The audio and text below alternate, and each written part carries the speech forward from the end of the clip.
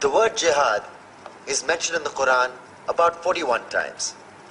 The words mercy, peace, and compassion are mentioned about 355 times.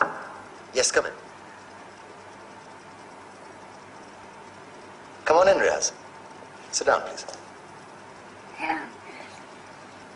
Contrary to popular belief in most Western cultures, Islam is a religion that preaches peace and tolerance. Yes, Patricia. If Islam truly is a religion that preaches peace, then how come the world's most troubled spots, the West Bank, Afghanistan, Pakistan, Iraq, they're all plagued with Islamic terrorism? Well, that depends on your definition of terrorism. Some might argue that the U.S. invasions of countries like Iraq and Afghanistan are also acts of terrorism. No, those were acts of war to get rid of despotic regimes. Or means of getting at a country's oil. Conspiracy theories. Well, May I? Yes, please. Go ahead, Riaz. Mr. Khan is right. I mean, if we're talking about terrorists, the world's biggest terrorists are the white superpowers. Come on now. No, really, stop and think about it.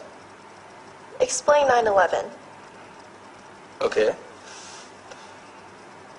Do you know how many people died in the Twin Towers strike? Around 3,000. And do you have any idea how many people died in the bombing of Afghanistan? Take a wild guess. More than 15,000 people died. And that's just conservative figures. About 50,000 tons of explosives were dropped on innocent civilians. Men, women, children. Yeah, but that was because of the Taliban.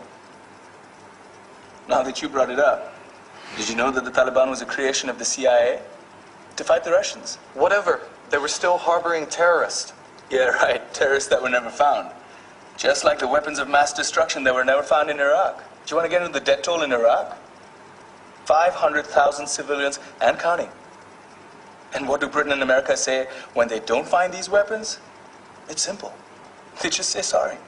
And still refuse to relinquish control of these countries. What are you trying to say? What I'm trying to say is that just because you're American, wear a fancy suit, and call yourself the president, doesn't make you any less of a terrorist.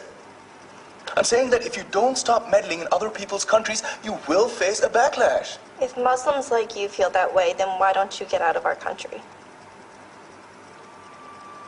We will. As soon as you promise to leave ours.